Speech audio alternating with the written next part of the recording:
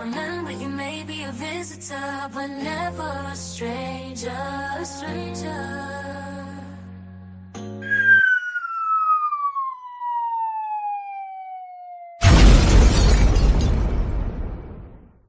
Back at it again, Raw Tuesdays.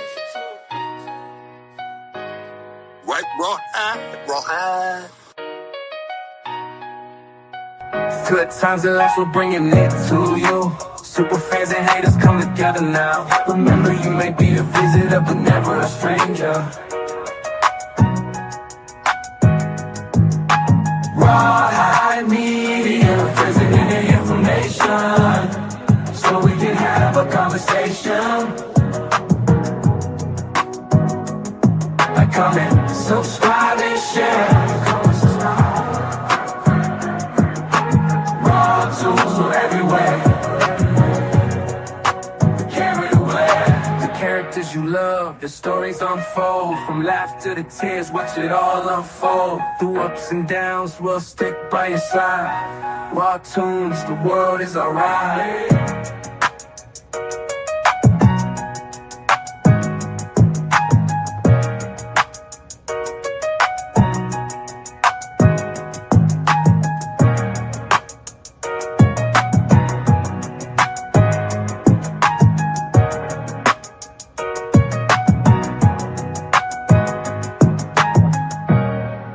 Tunes, the world is alright.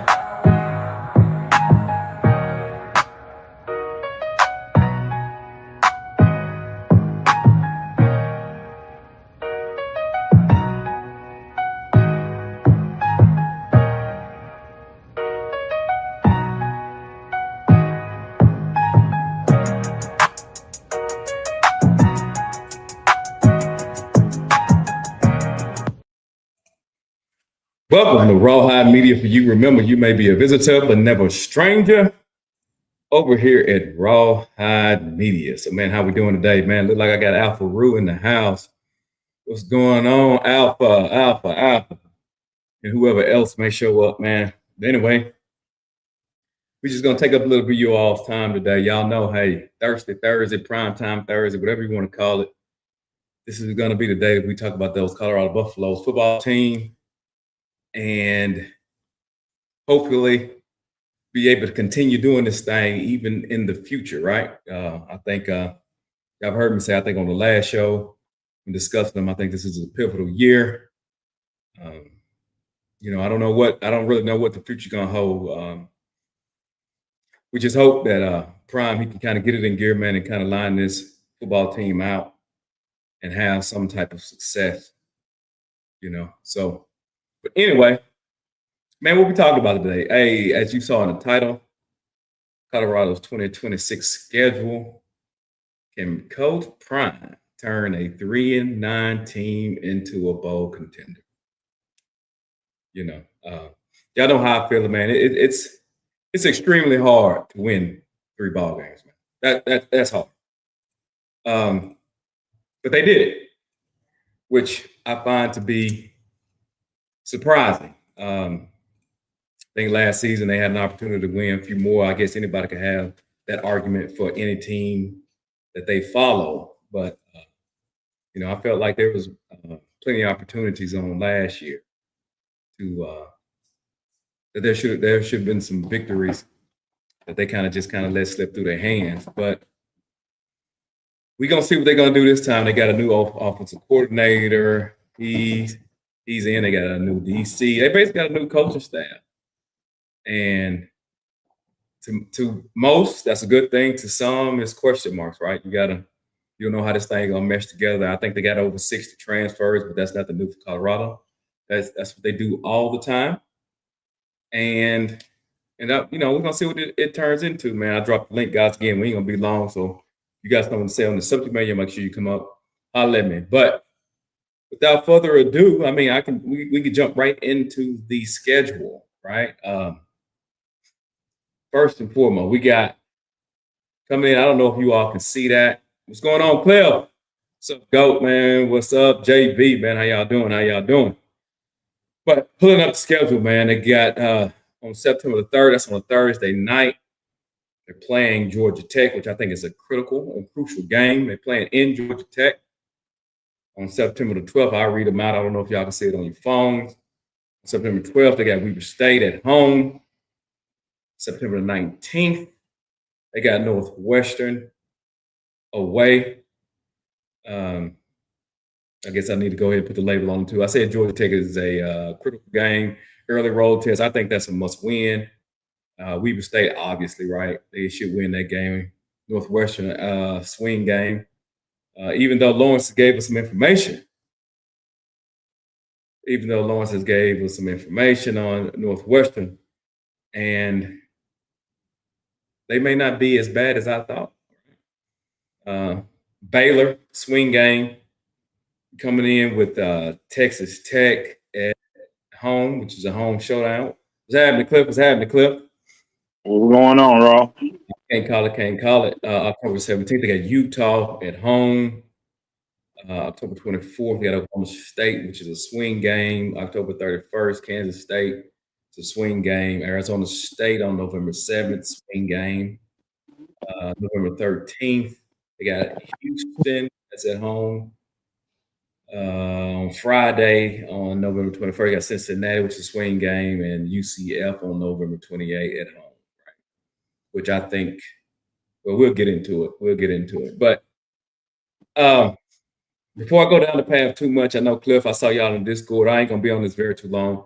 Man, y'all just pause in Colorado real quick. I think the judge or something come out with the fact that guys in the NFL can play in college football now or may have the ability to. Is that right, Cliff?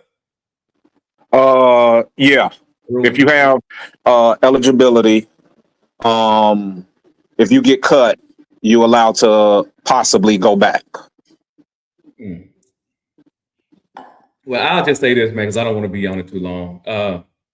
Look, my thing is I don't have a really big problem with it. When the overseas guys play professional basketball overseas and they come over here and play college basketball, I don't hear anybody complain. So, I guess that's really all I got to say on it. I saw kind of how you touched on it. You know what I'm saying? You want to elaborate on it or anything? Yeah, I just feel like once you make that decision to start as a professional and it don't go the way you want it to go, you got other options as a professional to play the professional sport. You know what I'm saying? You can only have so many players on a college roster. So somebody might get cut. You might be cutting a coach might have to cut a walk-on or something like that to make room for this person that's played in one preseason game, went through all this training camp and everything to put him on a roster. And that's my only thing. NCAA, hey, they doing what they got to do. If they want to open up the floodgates, it's cool. I made one comment about money, and then people talking about that's the way it's always been. Athletes ain't always made this type of money. So, Raw, we're not going to stay on it long. I thought Alpha would have been up here because, hey, no lie, I would take advantage of that too. Why would I go to the practice squad and make $650,000 and I can actually go back to school and make a couple of million? It's about the money. It ain't more about the love of the game. So that's just my thought on it. You got some people that do love the game, but I think more is geared to the money aspect, which that's what we've made it. Yeah, I don't know, man. Like I said, I don't hear anybody complaining when the overseas dudes play professional and come play college basketball.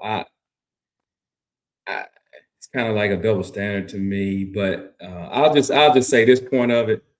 I feel like we like to criticize the NCAA and how they operation works. This ain't the NCAA. This is court. All right. So it's really not the NCAA's fault. It's the judges and the laws, right? So it is what it is. And look, I don't want to be an NCAA apologist, But y'all have always heard me say, I talked about this college football, I don't know, the college sports game, period. But, just looking at college football, I've always, y'all have always heard me say, this stuff wasn't built for what it is today. It just never was built that way. It just never was. So that's really why you know what I'm saying, that they having so many issues, right? It's I can't even think of the word for it. Basically, it's illegal to stop people from being able to make money. You can't do that, and that's really what a lot of all this stem from. It's really ain't the NCAA fault. It's just the law's fault.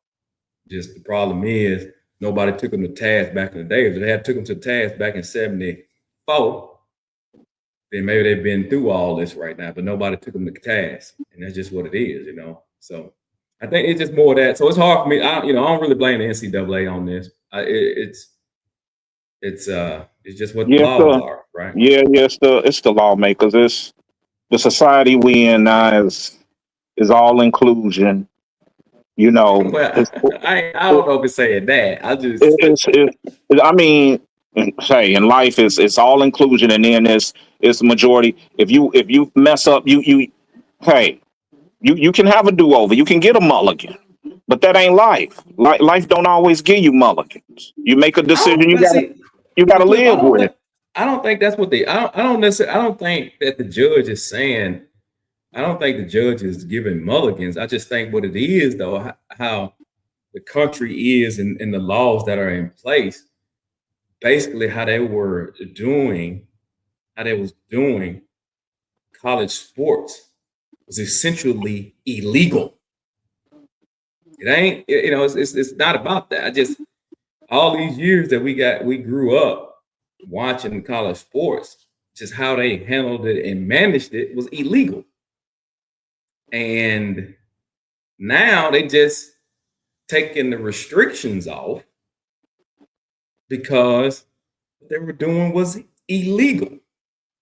So it's hard for me to blame. It's hard for me to blame the NCAA on that. And too, another, something to touch on too, when y'all hear me say, it just really never was built that way. It's because universities are independent. They're all independent. So you're a Notre Dame fan. You know it firsthand. Ohio State can't tell Notre Dame what to do.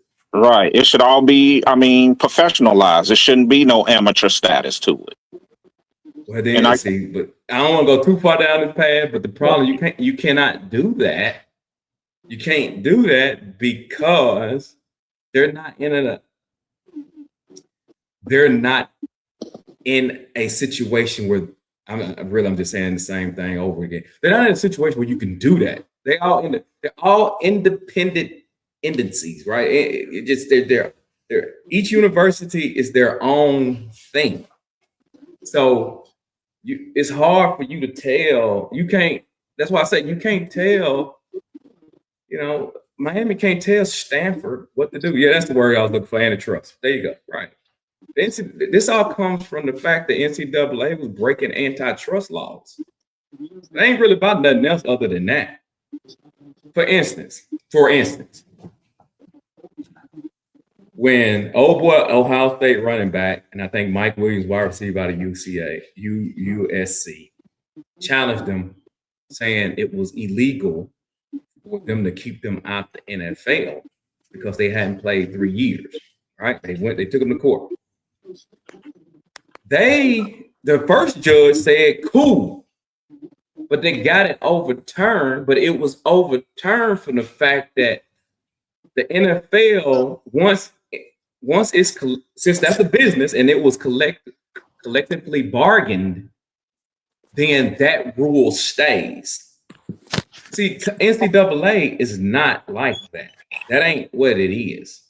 NCAA, and I think we watch football and we look at it and we try to put college football through the lens of the NFL. That's not what it is. It's just a whole lot of independent YouTubers that's getting paid by YouTube. But one YouTube dude can't tell Rawhide what to do, and the other YouTube dude, I can't tell another YouTube what to do. YouTuber what to do. That's just, it's more of that than it is the NFL. Like, so I think that's why they put that label on it, amateurs. It's when you're in college, you're still an amateur. It's an amateur sport that you're playing. Now, the NFL is, they say, professional. You know what I'm saying? But I get what you're saying from your point of view, Raw. That they shouldn't have never. I mean, if people would have fought it, they could have fought that ruling. We're not amateurs. You're making money. Can we get a piece of the pie? Our jerseys are being sold.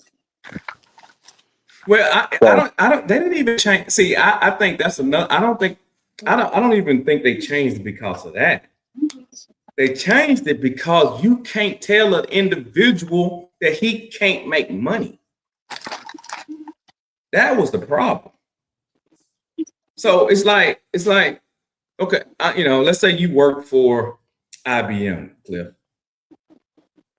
Unless it's in your contract, IBM can't tell you you can't get on YouTube. Right, and that brings me back to the amateur status. As an amateur for college sports, that was the word used for you not to be able to make money. You were an amateur that was going to school to get an education. Now, yes, you're an athlete and you're getting paid to be an athlete, but we're using it towards your education. That's what I'm saying. Now it's different with the NIL. They're actually getting paid. They're actually getting checks. Whoa. Yeah, but they're by definition, they're not getting paid to play. They're getting paid for their image and likeness. Right, so technically, they're not getting paid. They're not getting paid because they play football. You understand what I'm saying? That's how they got around it. I hear you right. Paying them a check every single week. Everybody on the team was getting paid a check every single week. But then by definition, you are a professional football player because you get paid to play football. Right now, they are professional reality stars. They're getting paid for their likeness. Right. That was just the wording we use. We all smarter than that, dog. I mean, we know. I'm just saying they got around it. They got around it. They stick with it. Yeah, that's why colleges like directly, colleges like Colorado can't send a check to a kid from the University of Colorado, because that's a payment. That's a payment. Right. Yeah. And you got to get that stuff clear with the state, because you're in the state budget now. If Colorado starts paying players directly, that's part of your budget that the state gave you. Right. And it's public information. Correct. Okay, so this is one question that we debated about. I don't want to go too far in it. So the name, image, and likeness that they're getting paid for, is that money taxed? Yeah. Yes. Anytime you get paid, it's taxed. Yeah, absolutely. Is it taxed the same way? Yeah, it's taxed income. Absolutely. Yeah, like everybody. Yeah. Okay. Yeah. That was the only. Yeah, that's the only question that what I'm saying. This ain't no life insurance. It ain't like you getting life insurance. Yeah, it ain't that. But and I think people. What happens is people get confused on that, and they're like, these schools paying them. Schools ain't paying them nothing. They don't pay them anything. Right. So and that's why I always say I don't know why people get so mad about it, because I'm like, your university ain't even paying them anyway. So why you care? I just don't understand why people care so much. And they know they can't open that can of worms. They can't do that. Yeah, y'all have always heard me say, if I was the president of a university, I would never want that law to change. Ever. Yeah. It don't make any sense. Why would you put that? Why would I want to obtain that responsibility? Yeah. You got benefits. You got benefits. You got retirement. There's a lot of shit that come with that. There's a lot of stuff that come with that. Hey, Really Fly, what's up? What you got? Listen, I don't know what the topic is. All right, I've been busy. I can't lie. So I'm going to be that annoying person that's not paying attention, that has no idea what's going on, because that is very annoying. But I just wanted to click the button to see if it was real, to see if you were actually live, if this was like a real thing, or if I was being lied to. So, yeah, that's it. I just wanted to make sure because I felt like this is like the third time this week I saw your little avatar red on my end. So I just wanted to confirm that this was real. Is this live? Can everybody hear me? I'm just trying to. Yes, they can hear you. And I honestly, I feel blessed by your presence. So I appreciate you coming up just to hear your voice. Please don't let her go until you go through the schedule with her. Cause I'd like to hear everybody's idea of each game. Okay. So wait, are we like? Is this a dream? Are we like back, or is this kind of like a tease? Like, where are we at? I'm back. Really, I'm back. Okay. Look. You know what I'm saying? Look, your president put me through it, so I had to go out there and actually earn money. So, I got caught up. All right, I got caught up. So. Yeah. Listen, everybody liked him at first until they realized. Never mind. Anyways. I tell you. So anyway, so I had to go out there and scrape my knuckles. You know what I'm saying? Yeah. I scrape my knuckles. I'm joining on my phone. I'm driving home. Who's on? I think I heard Alfarou's voice. Yeah, you got Alpha and Cliff. Cliff. Oh, and Cliff. Sup, Cliff? What's up, really? Nothing. Yeah. I just thought, I don't know. I just wanted to double check. I wasn't sure who this person was that I subscribed to. So I was just trying to see, what was happening exactly. Well, look, I'm back. I'm back in full effect. Now, I ain't back like I used to be. I'm sorry. I can't give y'all 3 hours no more. I got to cut that off. But did somebody make you cut that off? Or did you decide that? I decided that. Okay. Because I had to talk to you on sidebar for that. But anyway, yeah, I had to end that. Okay. So we still can have sidebar conversation. Like I'm just not sure who you are, so that I'm just like, you know what I'm saying? I'm just trying to level set. Like don't do that. What this is, Don't do that. Don't do me like that. But so anyway, I'm glad you're up here before you go. See, when you come up here, I feel like I gotta get everything off before you leave. So I know you watched the last show. Give me your UT. What you disagree with me on the UT thing?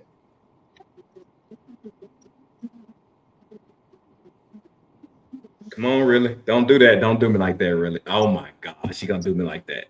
Not that I don't hear you move. That's crazy. That's crazy. You see what you did, Cliff? I hear crickets. Okay. She said she really got back home. She got back home. So anyway, I got y'all to stay since you got back home. Just come back when you're ready. But anyway, Cliff. So anyway, let's jump into this. Let's jump into this. Schedule. Let's jump into this. Yeah, I'm back, Nicole. I am back. Yes, I am back. So right now we got Colorado. You know what I'm saying? We say, can Coach Prime turn it around from the 3-9 bowl season? What's your original thoughts on that, Cliff? You think you can? You think you turn it around? Like I said, I won't know anything to the first game, and then it's like the first game is a little skeptical because he's going to have to put some of his focus to a personal problem during that first week of the game. Mm-hmm. I don't know how much is going to affect him or the team. So to be honest, I'm going to have to look at week 2. When everything is kind of normal and see, how they look and how they really play. I'm hoping for at least 6-6. Okay. I would like to see them go through a bowl game. All right. Well, what I'll do is I'll just go through each game real quick. And I'll just say, let me just say this about Georgia Tech. Originally I thought that was a loss. Okay. Mm-hmm. I'll let y'all know. I thought the Georgia Tech game was a loss. So y'all know I've been having to go through I basically had to do a college football IV and trying to get all this information in. So I thought that was a loss originally, but looking at Georgia Tech now, they also changed their OC and DC, I do believe. They got a different quarterback in. I think they got Mendoza's brother. Yeah. They got him coming back. It would seem that I think they're returning what 58%. No, 58% of returning production from 2026. Okay. They lost. Man, they lost a lot. They lost a lot. So now they did pick up Hayes out of Michigan, running back. I don't think that's special. The only reason why I'm really mentioning his name is he was on my fantasy team last year, and he was okay. But it looks like they got a couple backs that they can kind of depend on. So I went from thinking they're going to lose this game to thinking it closer to, I guess if I had a prediction thing like ESPN have, I would be more inclined to go 50-50 with Georgia Tech. Toss up, right? I don't know. You know, when I read things on their quarterback is a guy that when you start speaking about intangibles about a player, then that tells me that I don't know if he's that good. You know, for example, if y'all don't know what I mean, like, oh, he's a high IQ guy. He's a cerebral quarterback. I'm like, all right, bro, that ain't nothing tangible. You trying to find something good to say about him. So usually when I see stuff like that, that kind of scares me off from a player. But the question is, can Colorado stop the run? You know, that's the question. Can they stop the run? And I don't know. You know, I don't know. Because we know that's what Georgia Tech is gonna do. They're gonna run the ball with them backs. You're right. Yeah. Mendoza can pull it a little bit. His name is Alberto Mendoza, if y'all don't know that. And yes, guys, their name is what they are. So I know it looks different, but yeah, they are that. But anyway, so yeah. What you say, Rob? They are that.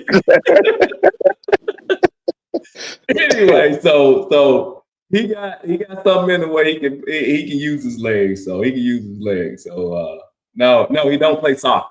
No, he doesn't. He plays American football. But so yeah, man, I think I actually my Colorado deal went up with the Georgia Tech after looking into it, then going down. So I got to give them. I'm gonna call that a toss-up game. Okay. As of today, I don't know what Colorado's gonna do. I've talked to some people. I've heard that they're actually gonna try to run a 4-3 defense. I can see how that will work with Georgia Tech. Word on the street is Georgia Tech gonna play a lot of 12 and 13 personnel, probably more 12 and 13. Right. And if you all are not aware of that, go check out the Rams last year. I think they were the team that played the most. Oh, that's the Los Angeles Rams. That's the team that played the most tight 12 personnel, yeah.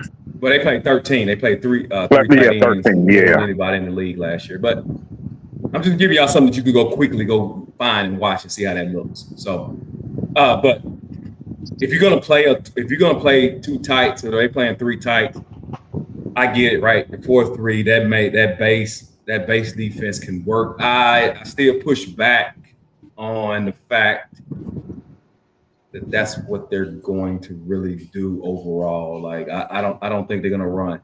I put it like this: at the end of the season, if you're gonna count snaps being in 4-3, or you're gonna count snaps being in nickel, I think 4-3 would probably be the lowest of that base defense. Trucking, you back? All right, what's up, Trucking? How you doing? I'm all right, fellas. How y'all doing, man? How y'all doing? I'm all right. Who's up here with you? Fellas and ladies. For sure. Oh, and ladies. I thought fellas went both ways. It don't go both ways. Listen. What's up? Wait a minute, Rod. Oh, that's right. I forgot you south of Mason Dixon, so I do apologize, ma'am.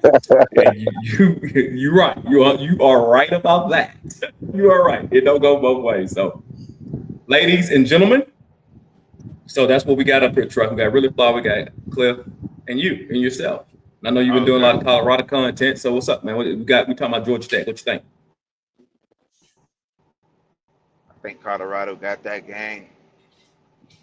I get it slightly to Colorado. I think it's going to be a close one though, bro. I don't think you're too far off from what you're thinking. From what I've heard, because I just came in, but I think I give it slightly to Colorado. You know, they got new coordinators over there.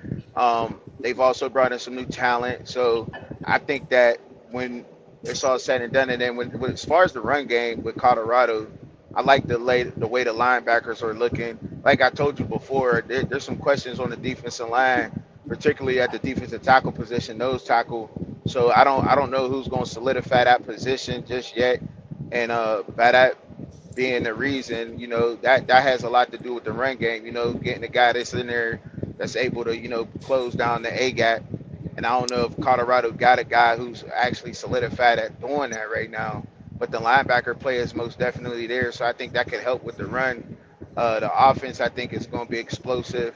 I don't know if Georgia Tech will be able to keep up with that, although they do have two linebackers that are returning on their defense, so they'll be there. But I slightly give it to Colorado. I think it's going to be a close one, but I give it to Colorado.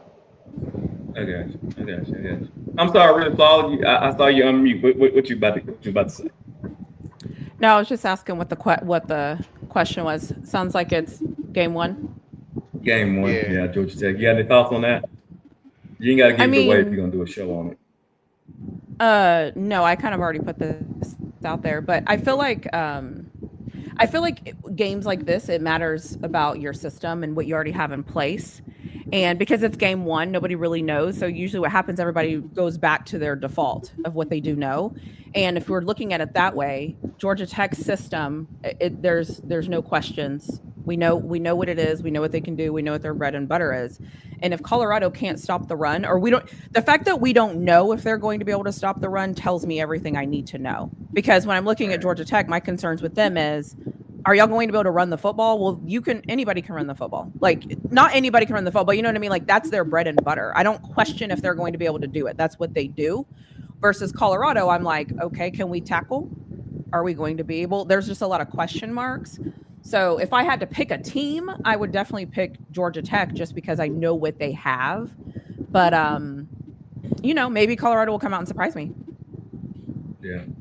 I think I do believe, you know, outside of the logistics of moving, of traveling, and, you know, saying going somewhere else to play a football game or any event. Outside of that, I feel like it's going to be a home game for Colorado. I think that the stands will be pro Colorado in Atlanta, Georgia. So, I don't, you know, I'm not even, I don't think Georgia, I know it's crazy to say maybe, but yeah, I don't think that, you know, as far as fanfare and all that. Now, what does that matter to the game? Probably nothing, but I don't think it's going to be a hostile environment at all for Colorado playing at Georgia Tech. But that being said, yeah, I think it's a critical game. I do believe it's a critical game. I think it's probably one of the more important games of the season. As a matter of fact, you know what I'm saying, not to move too far ahead too fast, I think the first 4 games of the season is the season. And I'll keep it moving. Weber State, I'm not going to talk about that. Obviously, we all think they're going to win. Northwestern. Now, that's the game that Lawrence, our friend Lawrence, put me on.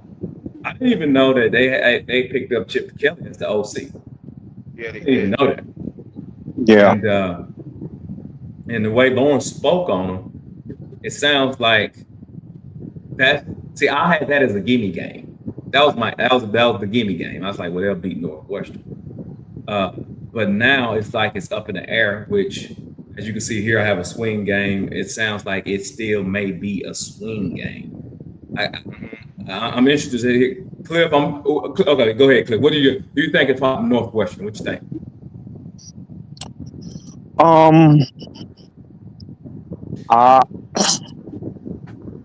give a slight edge to Northwestern.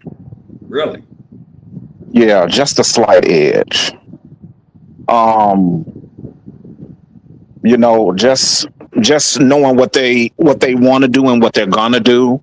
Um, I know they're returning quite a few people. Um, but yeah, to me, it's gonna come down to I'm wondering, and I want to see this, and I really do hope that they do bring this, the toughness of Colorado, and I mean defensively. That's really what I want to see. If they really bring that toughness, because that's what Northwestern is going to bring offensively. They're not going to be a finesse team. So you telling me all these article writers that go to Northwestern is tough? The article writers. My bad. I believe since Dave Braun, he funny for that, bro. I believe since David Braun got there, the head coach that's there now at Northwestern. Since he's gotten there, he changed the identity of that program. You know, the first year he got there, you remember they went 7-5, and they played really physical football. I think last year was like a little bit of a downslope for Northwestern as far as them trying to get the pieces they need in there.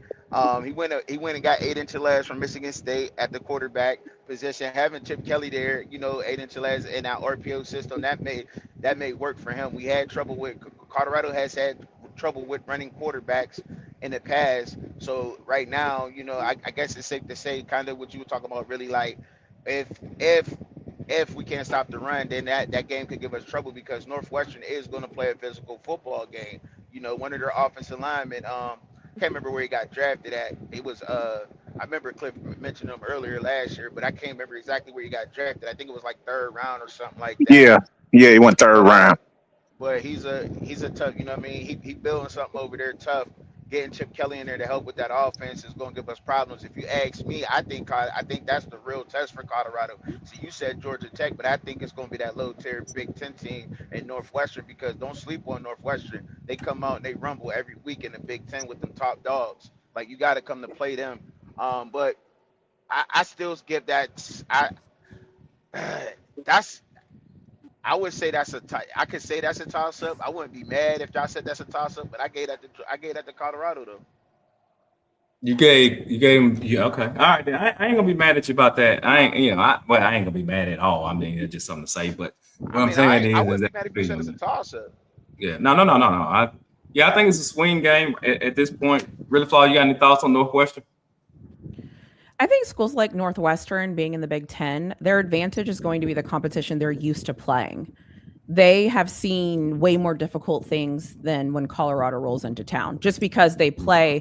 Last year, they had Michigan, they had Nebraska, they had USC, they had an Illinois team that, depending on what you think, they had a lot of talent, older talent last year.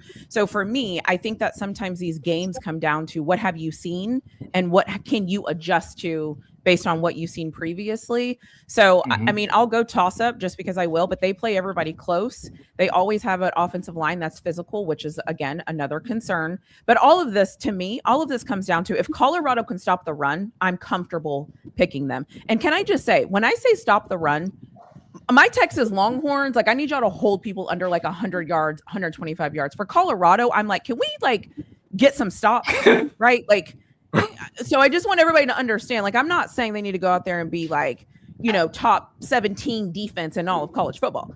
They do need to be like top 75, top 60. Like, I'm not. Yeah. So, but if they can't even do that, then I don't know who they're going to be. So if let's say they can do that, then yeah, they have a chance. That defense is going to matter because at the end of the day, sorry, I'm on a rant. At the end of the day, if you cannot stop the run, that means the clock bleeds out.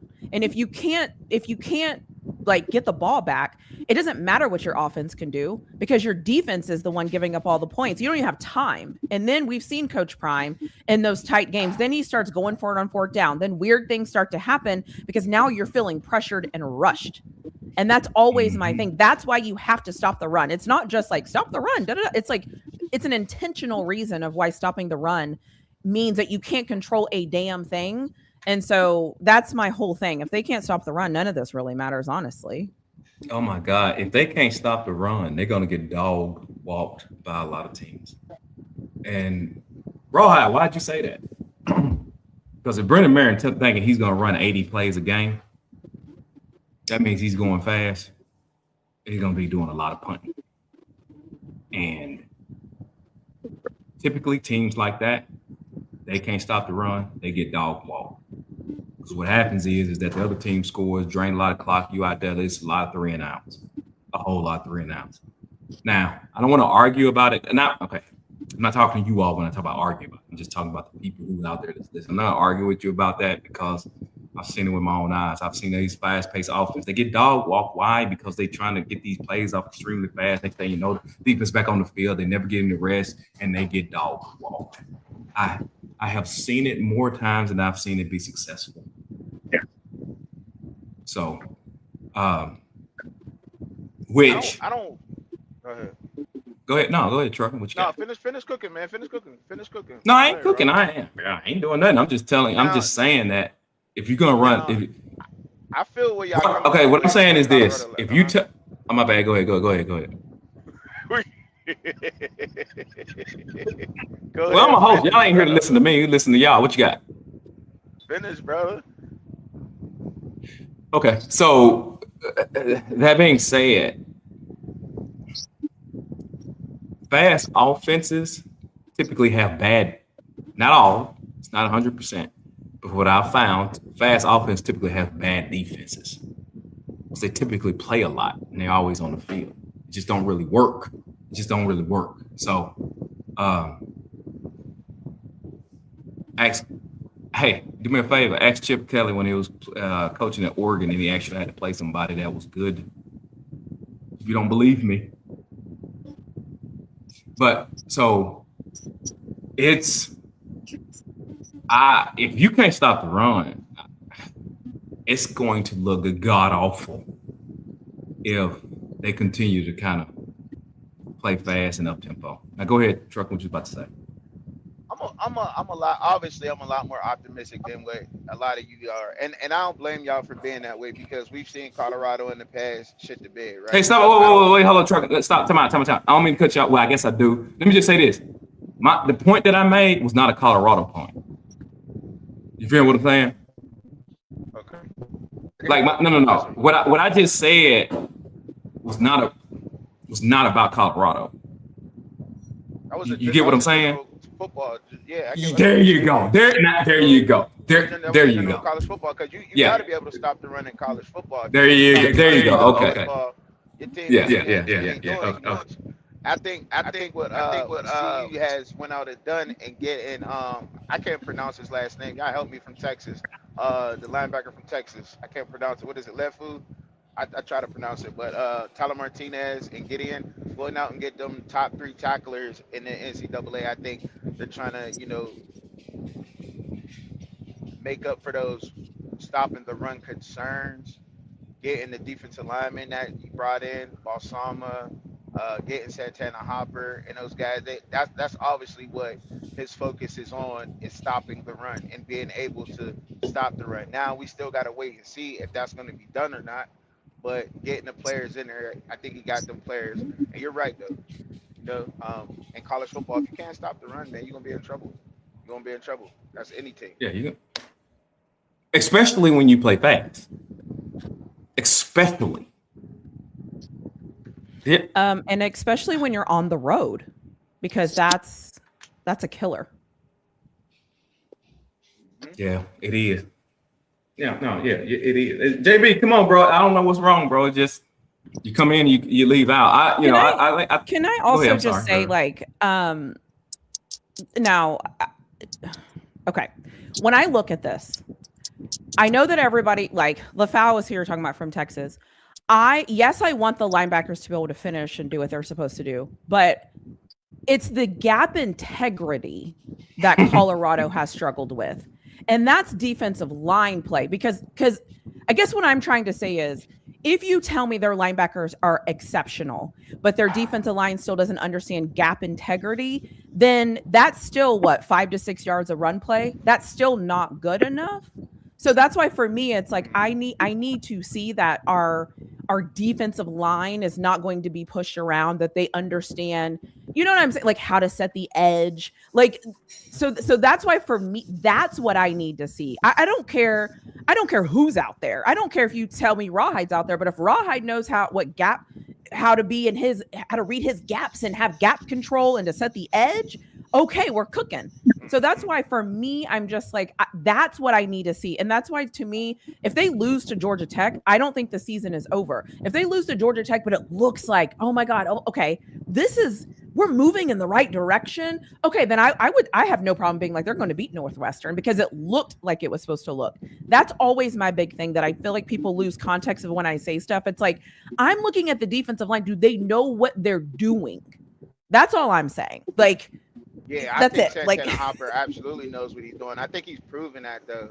Really flawed. I think Santana Hopper has shown in the American Athletic Conference with Tulane last year that he has gap integrity and he knows he can stop the run. He was one of the best defensive linemen in the American Athletic. Now, granted, it's in the American Athletic Conference. He did it at Tulane, but he was one of the best doing it.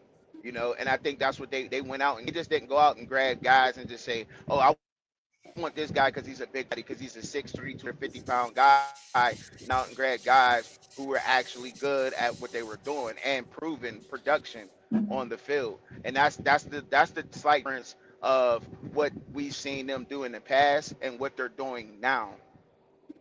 Did you say the difference was again? So what you said the difference guys was? can ball. No, what you say the difference was Went again? out Say and that one got more time. guys. You want me to repeat that again? So the difference. No, not all. No. You said no. You said something about a difference. I'm sorry. You said something about a difference. I didn't hear it. I just didn't hear it. Yeah. Okay. The difference is he's went out and got guys who are productive rather than going out. I got you. Guys I got with you. big bodies. Got you. That's the difference between. I got you, Shrug. I just didn't hear you. My bad. I just didn't hear you. I didn't hear you. So I feel y'all. I kind of looked into who they got and all that. I don't think that's the problem. I don't think Colorado is anyway. I don't want to turn it into that. I'm just trying to figure out or what you all think, or the viewing public, what they think about the schedule and what they think they can win. But moving on. So it sounds like to win off fandom alone. Yeah, I'm kind of trying to stay away from that though. You know what I mean? I'm giving them a win off fandom. Go fandom. But it sounds like Trucking got Northwestern. Sounds like it's a. No, I don't got Northwestern. No. Sounds like you got them beating Northwestern. Oh, you don't have them beating Northwestern? Yeah, that part. Okay, yeah. So you think they're gonna beat Northwestern? I think we got coin flips. I don't think anybody disagrees with that. So coin flips on that. Baylor. I don't want to say Baylor. I think that's another coin flip game. If I was,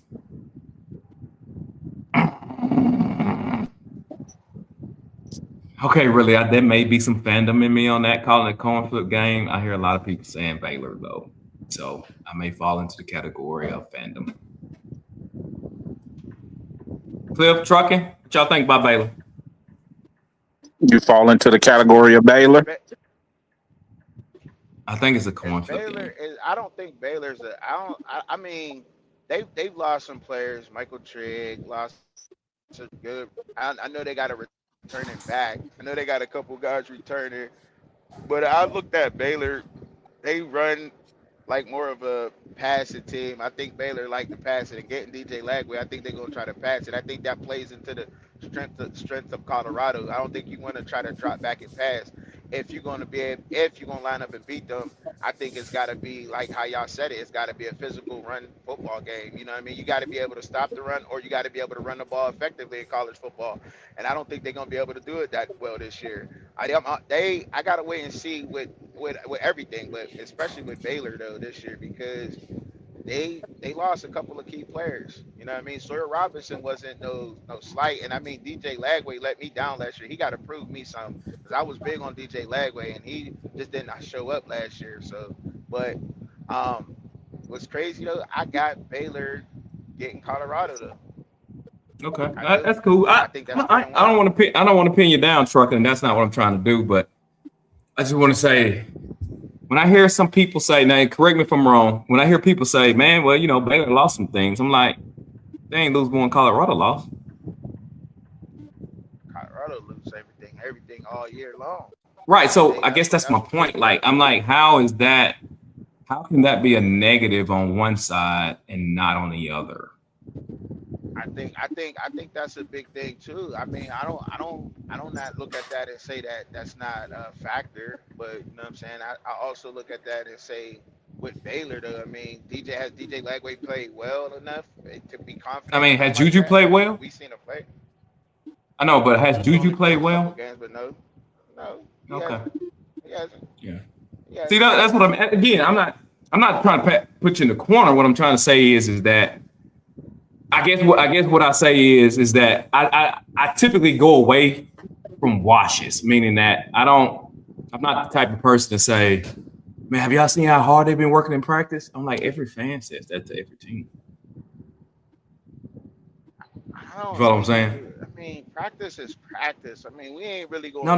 Don't get hung up on the practice. Don't get hung up on that. No, don't get hung up on that. This statement. That's just an example. I'm just saying, if a positive for one can also be a positive for the other, I call that a wash. So I don't really make much separation in that. You follow what I'm saying? Like, I feel you on that, but I'm a you feel what I'm saying? You know what I mean, I'm gonna be like, yeah, you got like I didn't take. I'm a fan, so I'm gonna be like, fuck that. You know what I mean? Like, I'm rolling with it. Like, you know what I'm saying? He ain't played well last year. I'm a fan of the CU. You know what I'm saying? I think, you know what I mean? And I'm just being honest. I'm just being honest with it. Hey, I'm being honest with it. You know, I ain't up here to front. You know what I mean? I'm keeping it 100. You know, fan of the squad, and So it really ain't nothing really tangible. It's just that what we hope and pray. You know, hope is a strategy. Right? Hope is a strategy. I mean, it has to be. Yeah, it's kind of that way. And the thing is too, like, it's okay, right? Like it's, can you hear me? Yeah, no, you're right. Oh, I guess so for me, when I look at Baylor, they were bad last year. They were bad. And I know everyone would be like, well, so was Colorado. What Baylor did in the offseason is interesting to me, because they went and got the DC from Kansas State, I believe, who has managed to beat Colorado, 2 years in a row? They also 2 years, 3 years in a row. I don't really know. 2 years. They also went and loaded up that defense with a lot of older guys. So there's a lot of like 5-year seniors and different types of guys on that defense. That is interesting to me. And then pairing DJ Lagway with Draylon Miller, because I believe that's where Draylon went. So that also adds, like, I don't know what Baylor's going to do. I don't trust the coach that much, because every 1 year he's really good and the next year he's not good. I don't know what that means. It's very similar to what I'm seeing come out of Colorado. But if there was a game where I feel like I'm just going to give the edge to Colorado because I think they might have better athletes at skill positions, it would be this game. Because I feel like any team, when they come in and they like get new OCs and DCs, sometimes you have to go look at the talent. Like, you and I have this conversation all the time, Rawhide. Sometimes it's like, okay, if everything is what and what, sometimes you just have to look at the talent and see who you think is more talented. Whose receivers do you prefer? Those receivers or these receivers? What cornerbacks do you prefer? Those are these. So for me, this might be where Colorado's talent shows up and is better than Baylor's, but it's because I don't really know what Baylor is doing, if that makes sense. So For me, sometimes I think you just have to line up your talent, and when you pick a game, you say, I think this team is just more talented. I think their receivers are faster, more physical, and I think their cornerbacks are faster and physical. Therefore, I think they're just going to be a better team. So that's kind of where I'm at with this Baylor matchup. But there's weirdness happening all over the field with Baylor. You can say the same thing about Colorado. So that's why to me it's like a wash. So I'm going to take Colorado because I like their skilled positions better than I do Baylor.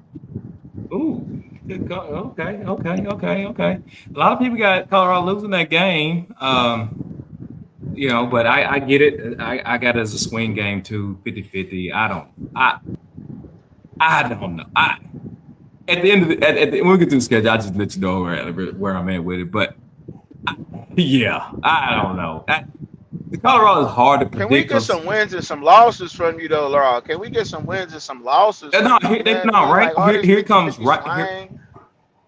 right now. Texas Tech and Utah. I'm really not going to talk about those games. I think we all agree they're going to lose those games, right? Yeah. No argument for me. No argument for me. Yeah. Trucker, you think they're going to win one of them games? Trucker, you agree with us? I don't. I don't. No, yeah. I was about to say that. You got to win and loss from it. I was talking shit. Okay, you got to. There you go. You got to win and loss. I got 2 L's. No 2 L's. Yeah. Okay, but all right, then, bet you got to win and loss from it.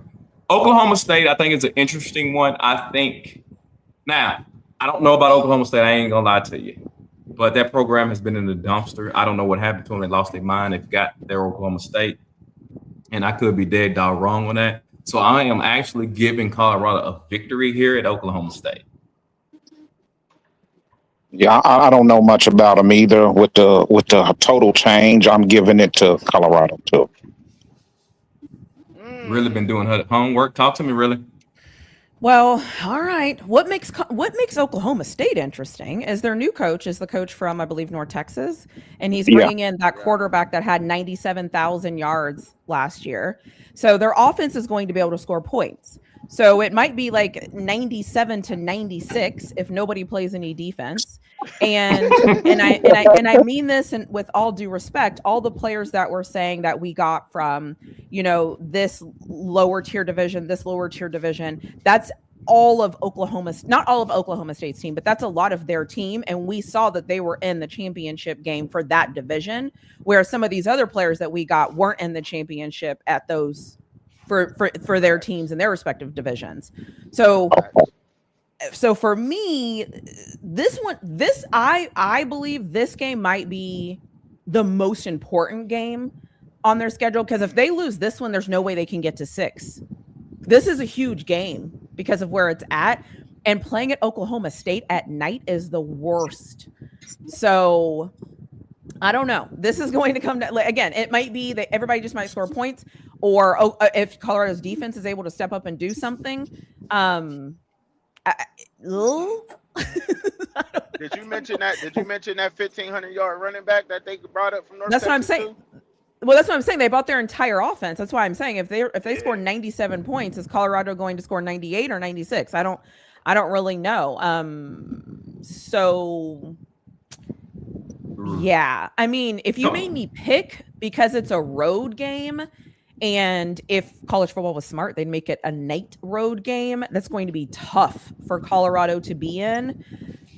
But I just don't know what I'm going to get from Oklahoma State's defense at all. Like, I don't even know who's on the defense. Like, you know what I mean? Like, I don't even know. I don't even know what it, but he could be like Kirk Cignetti, right? Bringing over all these players from this random team that nobody really watched last year in North Texas. And here they show up in the Big 12, and all of a sudden they're fundamental, disciplined. And you're like, what? Who are they? So that's why for me, I'm like, I'll give this to Colorado just because I know their players, but that doesn't mean I don't know. It's going to be a shootout. I think you were spot on, really. I think you were spot on with what you were saying. I think it's going to be a shootout. North Texas was balling last year. I thought that they should have been one of them G5 teams that should have been in the playoffs. To be honest, they had a high-powered offense. Their problem was on defense, though. They gave up a lot of points, as much as they scored, as much as they gave up. You know what I mean?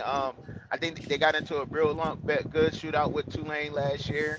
I can't remember who it was. Y'all remember me complaining about them? They losing. Oh, it was Memphis that lost to UAB last year, and then I think Tulane or North Texas was able to get it. But Drew Messermaker he's a problem. Um, but I think this is gonna be a good game, real good game in Stillwater. But I think Colorado gets it. I think Colorado gets it. You know what I mean? I do. I give it. Yeah, I'm with you, Truck. And the only reason why it's Oklahoma, what I can't get over to Colorado fans, and I guess that's being a fan, right? But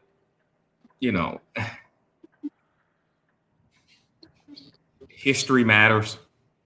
Oklahoma State has been dog mess last couple seasons. Colorado hadn't been great, but over the last 2 seasons they've been better than Oklahoma State. I'm going to give them that. Now, maybe due to my ignorance, I'm not going to sit here in front like I deep dive Oklahoma State because I haven't. But I would hope that would be a game that they can win. If not, hold on, let me just back all that up. Let me just say this. If the first part of the schedule is bad, Oklahoma State is probably a loss. I'll put it to you that way. If they can salvage the first half 1-2, if they can go 3-3 on the first half of the season, I got Colorado to win the game. I know that's crazy. I know that don't mean anything, but I think it matters when you have a transient program. Does that make sense to anybody?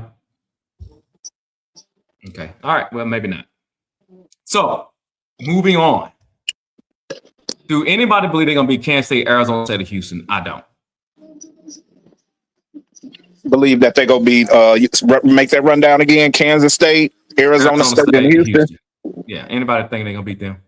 No, I think those are losses. Really, Flaw? You think the only thing about Arizona State, I'll give you. Houston, I'll give you. The interesting thing about Kansas State is I feel like they're in a little bit of disarray. They just lost their head coach. They lost their OC. They lost their DC. Everything that they once had that made them stable are all gone. So now it's going to be interesting to see what Kleiman built there, because good programs, it's like it doesn't matter who comes in, right? You just kind of pick up the mantle and do your thing.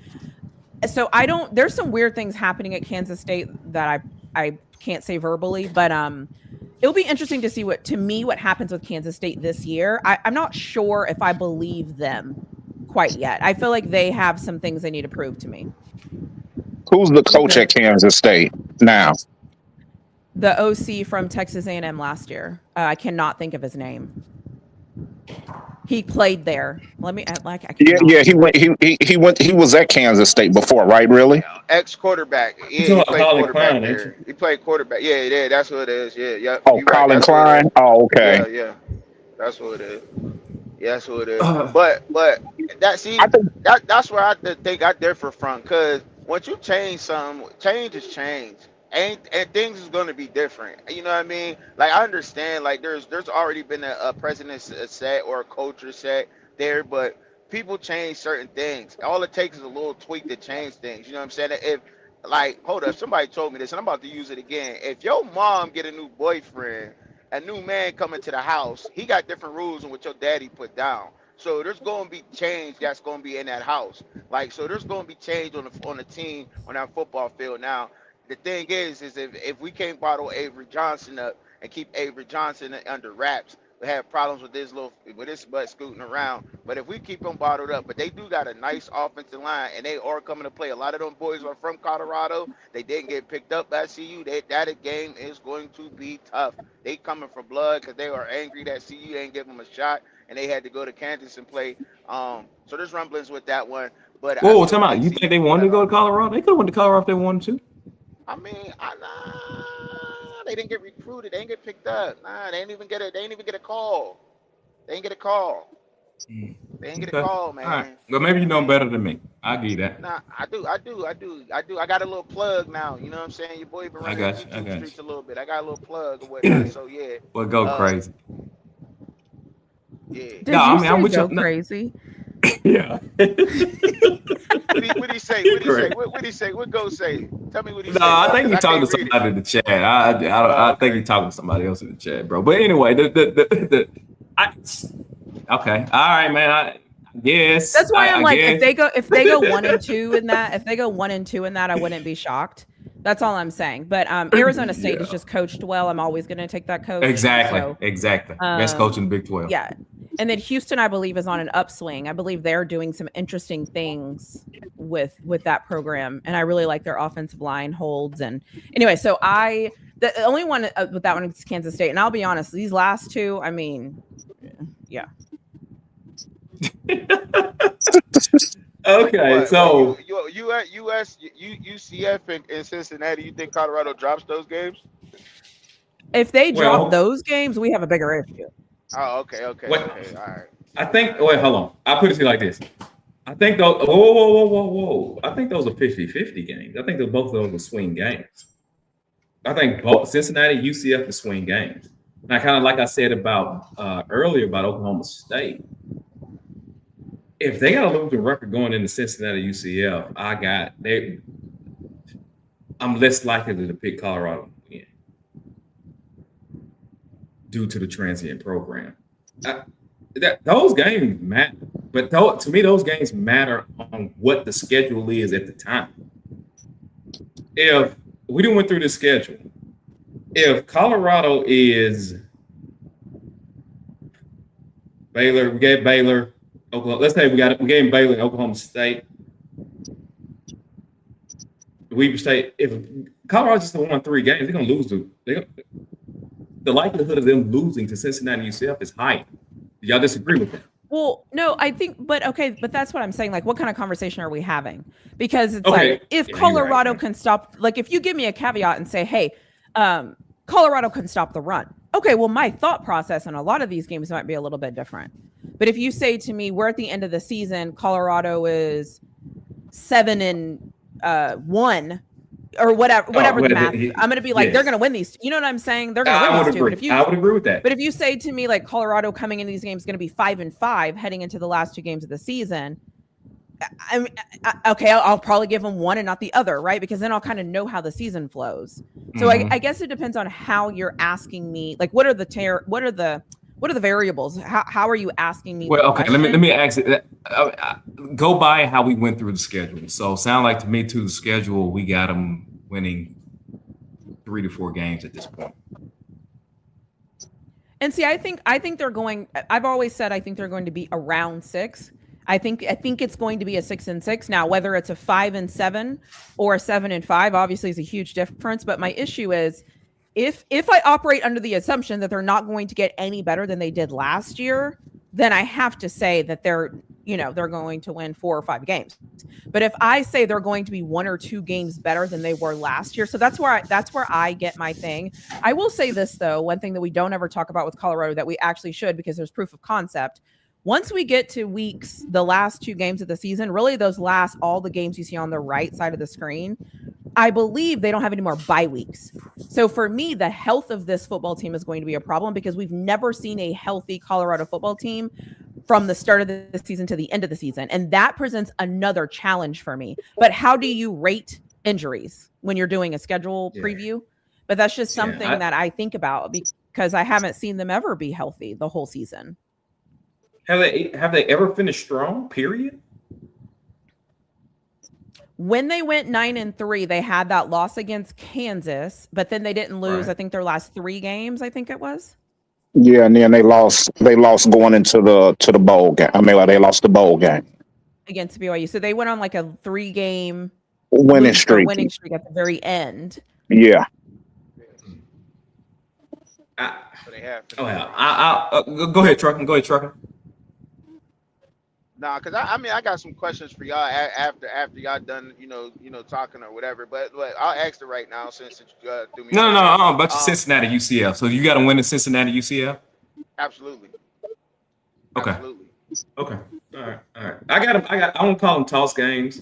Cincinnati UCF. I'm calling them toss games. I know people don't want to hear that. It's hard for me to put my foot in the ground about any of these games when you talk about Colorado. And honestly, when you talk about the Big 12, because I mean, it is what it is. Big 12 is the Big 12. But yeah, I just got those as toss-up games. It can go either way. Even if they got the two, looking at where we're at now, all I see is what we went through now and listening to me speak. If you gave the last two, we're talking about 5 games. I see 5 games. If you give them Cincinnati and UCF. They're able to do half of the stop the run, half the ability of what they were last year. If they could stop the run, half of the ability what they were last year. Stop the run a little bit more than what you was doing last year and run the ball effectively. I think they'd be all right. I think they'd be solid in their schedule. I think they'd be solid. You know, see what? And I guess, and I don't want to feel like I'm back again. I don't feel like I'm back in the corner. We just having talk about a team. Good. Okay. Let's first start off right here. I said I told you I'd wait to the end. Do anybody on this panel, since we talked about here, do anybody on this panel think Colorado got a better coaching staff than any one of these teams? See, I don't. I'll jump out there first. I think their coaching staff is worse than everybody on the schedule. Anybody disagree with that? Than everybody on the schedule? I don't know everyone's coaching staff. Yeah, I was going to say, I could tell you the head coach, but I can't tell you. Okay, fine. Let me narrow it down to that. I think Colorado's head coach is worse than everybody on the schedule. Do anybody disagree with that? And you think that he's gonna somehow stick his head in there and mess things up? That's what you think, and is that where you got that word, bro? Hold on. No, honestly. No, one step at a time. One step. Do anybody on this panel think Colorado got a better head coach than any one of these teams? From past experience, bro, we don't change how we evaluate head coaches. We ain't got to ask no question to that. No. You evaluate head coaches? I just have one question. Who is the coach at UCF this year? And Utah. UCF the Ohio State's offensive. Scott Frost is back. Okay. And then who's Utah's coach? Utah. Morgan Scaley, the defensive coordinator from last year. Yeah, he was already in the program. Oh, he was already there. Got it. Okay. Yeah. So I see your point, Raw. Every other coach has done something remarkable or some type of proof. Well, Cincinnati is that Cincinnati coach? That's the coach Scott Scatterfield. Yeah, Scott Scatterfield. He had I think he did a good job with Brendan Sorsby. I think he did a good job with Sorsby. So I mean, if you're basing it just solely off of what these coaches have done and how they've developed their teams, you would be right. I mean, each of these coaches has something that you could point to say you could compare it, and if you don't even have a name, if you say this is team A and this is team B, you want A or B, probably most people a blind look would take the things that the other coach has done. I think that's fair. Okay, cool. So if we're starting there, right? We're starting there. Because I think sometimes with Colorado, happens they can't sell better than Coach Prime, though. Yeah, but that ain't got nothing to do with winning games. I'm just saying. You know I'm just saying, where we going with it, though? You know what I'm saying? Is it? Are we talking about winning and losing games? Are we talking about selling and marketing? Where we like as a head coach? I mean, commercials. What? No one. I think you have to look at it. I think you have to look at it as a pie. If you say football wise, who do you want? Football win games. Who do you want? If you say who do you want for marketing? Okay. Who do you want for this? Who's OC? Like it. I think it depends. But I think his point is if we're going to look at teams and decide who's going to win or lose, if you just look at coaches and you start peeling away at it, what coach do you take? Okay, if you say those other coach, what's the next variable? I think is what he's trying to say. Yeah. I was trying to build up to that, but 100% right. There you go. So that's the problem here. So when you get with these 50-50 games, you talk about coaching staff, head coaches. If he wasn't Coach Prime, we like Coach Prime. He's not a better head coach than nobody on this team, on neither one of these teams. So there's two things I will give Colorado that I don't think that they're in the Big 12. And I feel like when you look at the Big 12, you honestly never know who's going to show up, what it's going to look like. Texas Tech last year was what they were. If they weren't that this year, I don't think anyone would be shocked. Besides, they spend a lot of money, but everyone would kind of be like, that's the Big 12, right? It's up, it ebbs and flows. So I think that's what gives them the fighting chance. But then I think the other thing is, too, is if you look at some of these teams, like Baylor last year, what was that?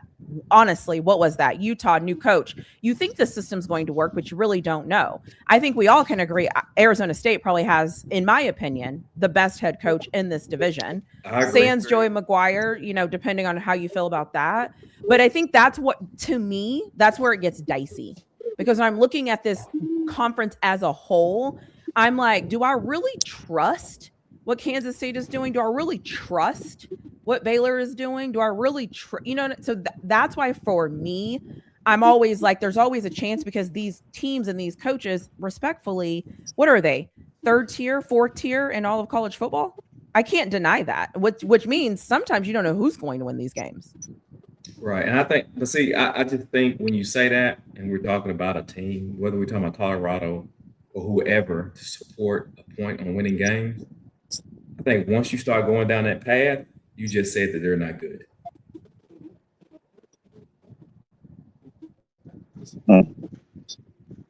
Because they're not the reason for the victory. The victory is because the other ones, we didn't know what the other ones was going to do, and they fell off. So it's nothing about them themselves. And I think that's my biggest issue when I talk about Colorado. My biggest issue is that, and I've said before, I'm like, the problem with Colorado, I can't find, when I have watched them, history has told me, and the team that they got today, they absolutely don't dictate any game except Weber State. Like, they could lose every game, but they also could win a lot of those games, depending on the other. They don't dictate how good they're going to be.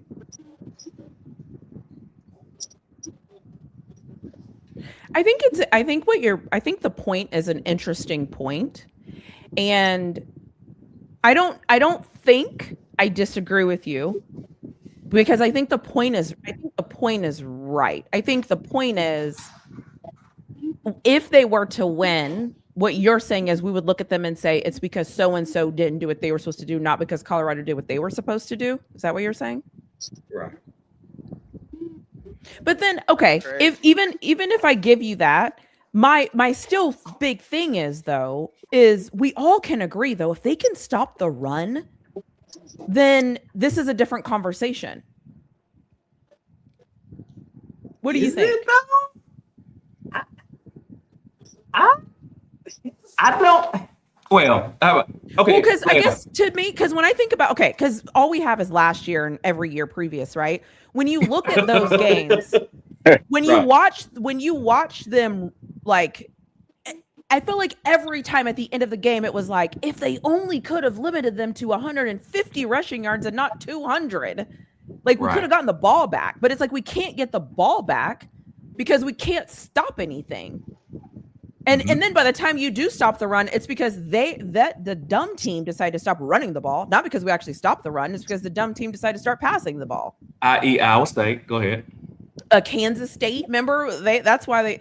So I guess my point is like, I do believe that if they can stop the run, it should be more joyful to watch. That's my theory. I could be wrong. That's just what I think. When you say stop the run, really, like how many yards a game are you saying? And does running the ball effectively equate in that? Yeah, good question. So I said this a little bit earlier. To me, it has to be, they can't allow anybody to have 200 rushing yards. It has to be around like 150-ish. That's still kind of maybe too much. But my thing is a team cannot line up against you on 3rd and 7 and run the football for the first down. A team cannot line up against you on 4th and 4 and just run straight at you and get a first down. To me, that means you can't stop the run because you have to look at it in context. Do you think anyone in their right mind is going to line up against Ohio State on 3rd and 6 and run the football? Absolutely not.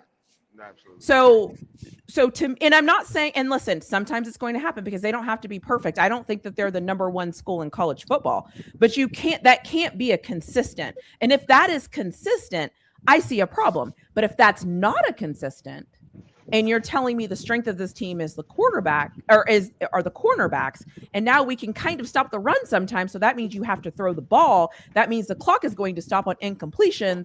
I like that. That just sounds better football to me. But if they can't do that, what do you do? Like, that's the whole game to me. I'll say this. Doesn't running the ball effectively too, though, keep the other defense on the field and have you in control of the clock. So, that matters too, right? Yeah, no, if they do it, if they choose to do it, yes, absolutely. But also, if you tell me that we're going to get into a football game where both teams are just going to be running the football, that doesn't play to Colorado's strengths, because their strengths are their skill positions. So now you're taking away one of their strengths because now they have to run the ball. Does that make sense? I got you. Because would you say, because I guess the question is, do you think the strength is their running backs, or do you think the strength is their receivers? I think it's their receivers.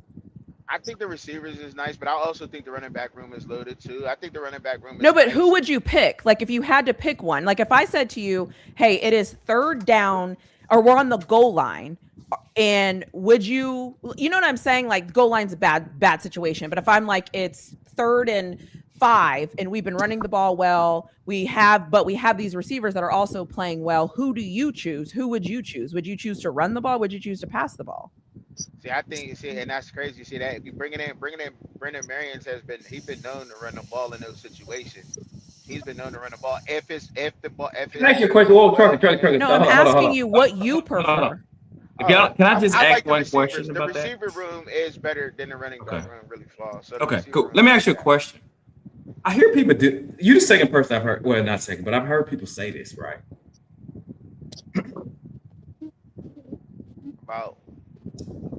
Okay, you said Brendan Marion is coming in and he runs the ball. That's what you said, right? Yeah, he's been known to run the ball in those situations. Okay, cool. What makes you think he's going to do that? What makes you think Prime is going to make him do that? He ain't showed you that in 4 years, so why all of a sudden you think it's going to happen now? Well, I don't think Prime if Brendan Marion would have came in, he would have left his head coaching job over at Sacramento State if Prime wasn't. Stop. Hold on. I'm sorry. I don't mean to cut you off again. The reason why I'm saying this, me and you don't know Brendan Marion's mentality, so we don't know why he came. True or false? But I do though. He said he's spoken about that. He's come out and talked about that. I do know that. That's you do know what? You heard Brendan Marion say if Prime don't let me run the ball, no, I ain't coming. Not those exact words verbatim what I just said, but he said, yeah, Prime giving me autonomy to run my offense, I wasn't gonna leave my job. Said that in the interview. He absolutely did. And you believe him? Yes, I do believe it. I know, but why? Okay, cool. I'm with that though. But why do you believe it? I know I'm going down a rabbit hole. The point, I guess I'm trying to get. Brendan Marion said, but because you're about to go back to Colorado hasn't shown us the running the ball, right? I'm talking.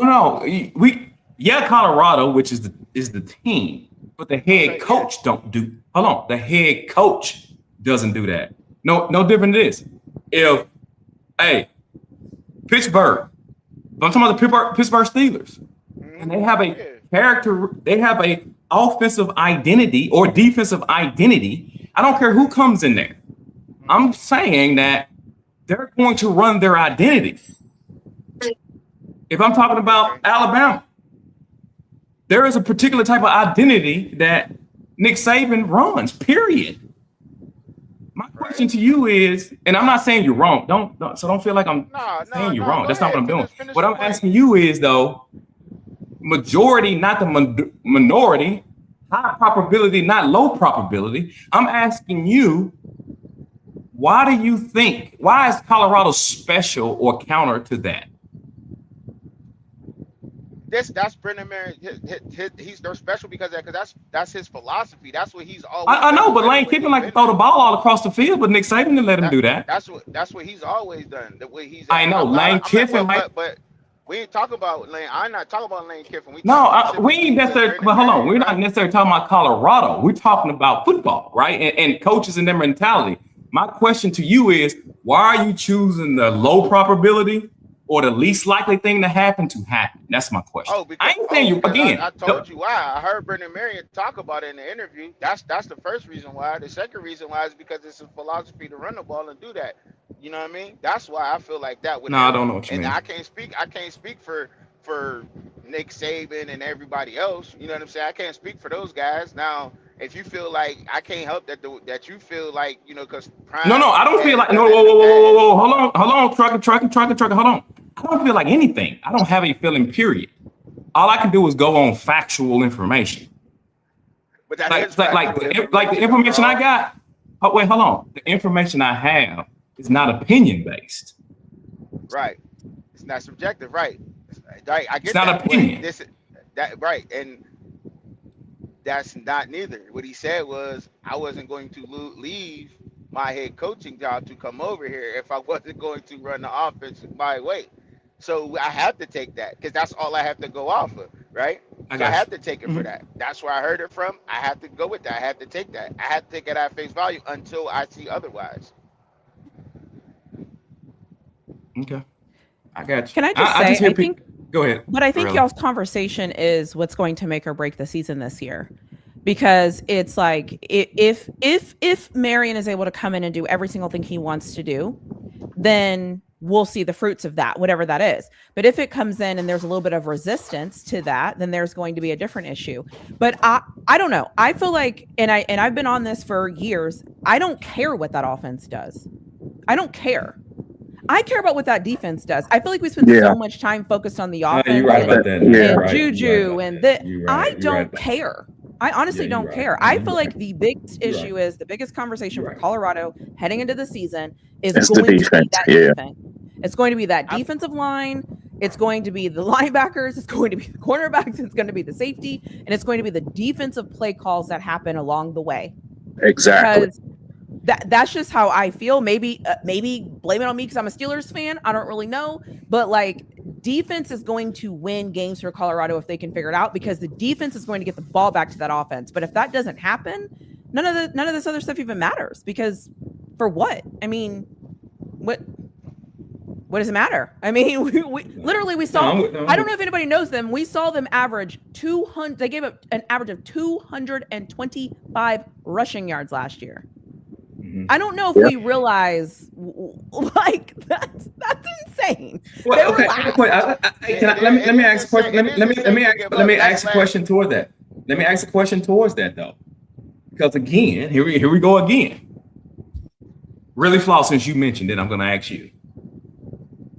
I'll say what I say. I'll tell you how I feel off top. See, I don't care who the DC is. I think they gave up. That defense is bad because of the head coach. So my question to you is this. Do you believe it's going to change because they got a new DC? So that's an interesting question, mainly because I never liked Livingston. I don't know if you remember, I was like this NFL crap that we keep preaching. Remember from Jump, I was like, I hate this. I hate this. I hate this. I hate this. I need a coacher. I need a teacher. Like, I need basic principles. So for me, I like that we have a college football defensive coordinator, because I feel like he's going to give them a change of pace of what to do in college football. Do I think he's going to be better than Livingston? I think he's more connected to college football athletes than Livingston. So personally, like, if you ask me what I like better about this Colorado team, it is going to be that's not what I'm asking. I'm not asking. Well, no, I'm just feeding into why I like this defensive solution, air quotes, right? Because I don't know. I'm hoping I like this defensive solution better than what we had last year. So if you're asking me, do I think it's going to change? I think now it has the potential. I was never on bandwagon Livingston. Never. Yeah, but even before Charles Kelly, the defense was terrible too. My thing is we don't have nobody's up here saying that Colorado is going to win 9-10 games, right? We all agree Right with now, that, right? nobody's saying Nobody's saying that, right? right. Right. All right. Yeah. Nobody's saying that they're going to win 9-10 games, right? So Okay. if they're going to be 6-6, if we saying 6-6, I'm saying 7-5. Y'all saying 6-6. If you look at any 6-6, 7-5 team throughout college football, they're averaging about giving up about 150. 100 something yards per game rushing, right? And they're able to run the ball effectively, though. You know what I'm saying? So that's what I'm saying. I also stopping the run, it matters, but if they run the ball and they're able to run the ball effectively, also matters too. So that does equate into the offense just a little bit. So I do care about them running the ball. Now I guess. Oh my bad. No, go ahead. I guess my issue is this. I just don't believe in what you all are talking. I'll just put it to you like that. Again, I'm not saying that you're wrong. Yeah, you just haven't seen it. Yeah, right. I just don't believe in that. I've seen coaches get fired. They change coordinators 10 times. Change go 10 times because it's not the coordinator, it's the head coach. And it's weird to me that you all can have, and I'm not talking about necessarily you on the panel, just people in general. You can have a different expectation from a leader.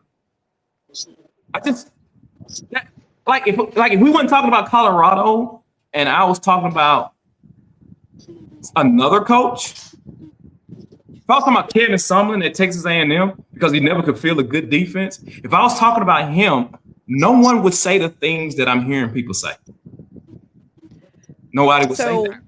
Because I think, I'm sorry, really. I think what it is the question isn't asked.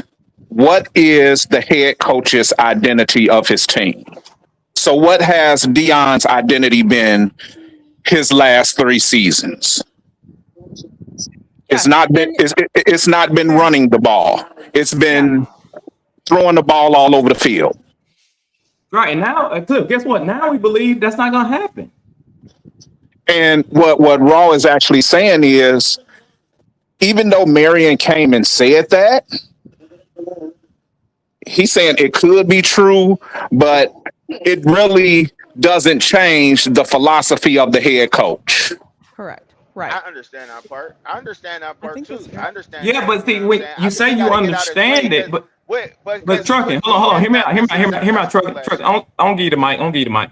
Hear me out. You say you understand that, but in everything you said, you haven't even acknowledged that. But I think he got to get out his own way. Like, you wasn't successful last year, right? You wasn't successful last year because he wasn't successful. Okay, when has Prime ever got out of his own way, trucking? You totally bombed it. You totally bombed what you had going on last year because you did not utilize the right guys that you had, the guys you had the right way. Now a quarterback that you had last year is up in, I don't care if he's doing it in the CFL. He could have done that in college football, getting 160 yards a game, or he could have been tearing the Big 12 up like that last year. He probably could have been having 200 yards a game last year. Okay, you know but when has he showed you that? I mean, but his philosophy. When has Prime showed you the ability to change? He hasn't. But I've also. But you believe it though. Yes, because I came out and said I'm being optimistic about this year. I've said that, right? Have I not said that? I said that earlier this year. I ain't talking about. You talking about the season? Okay, hold on. The conversation has transitioned. Wait. The conversation has transitioned. We're not really talking about the end result of the season. Now we're talking about coaching styles and coaching characteristics and culture. Right. That's what we talk. So that's what the conversation about. So it has zero to do whether they're going to be successful or not. We talk. So the conversation is about head coaching, and my question is, he has not displayed anything that you are saying. So the question is, why do you believe it? So I need to run, but I just want to say, say this because I'm going to kind of flip this back and answer 2 questions. So before I jumped off last time, you were asking, what do I think about Texas? Mm-hmm. Let's remove Coach Prime, because anytime we talk about Coach Prime, everybody can't hear exactly what we're talking about. So I'm going to strip that away and I'm going to use Coach Sark. My biggest issue and concern with Coach Sark is his offensive play calling. I haven't seen him excel in a way of offensive play calling being the head coach. So for me as a Texas fan, my team is ranked what? Number 5 in the nation. We're the best. We're going to win. We have all the tools. We have all the weapons. We have all the things. But when I look at this team, every Texas video I make, if anybody ever listens, I always say my biggest concern is Coach Sark. And I'm saying that Coach Sark is my biggest concern because I haven't seen him take that jump. I haven't seen him do that thing. And because nobody here is really a Texas fan, no one's going to get their feelings hurt hearing me say that out loud verbally. I could say the same thing about other coaches. I could say the same thing about Mario Cristobal. Why wasn't he running the football sooner against Texas A&M? Why didn't he run the football sooner against Indiana? That is a coaching flaw that he does as a coach because he has offensive coordinators, but he never jumps in and says anything.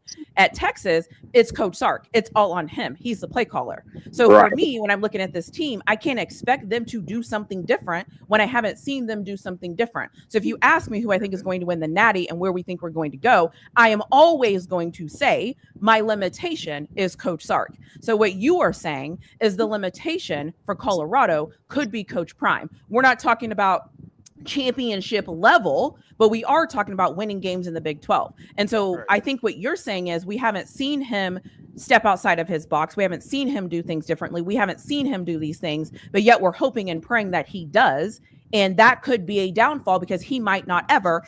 And just like Coach Sark might not ever, just like Mario Cristobal might not ever, just like Ryan Day didn't until he did.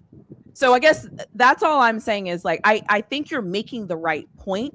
I feel like as a fan, though, sometimes this is where fandom meets logic because you're like, this is the year my coach does do the things he's supposed to do. I would say the same thing about Coach Tomlin, right? This is the year we're going to take more chances on offense. No, we're not. He's a defensive coach. We're not doing that ever, right?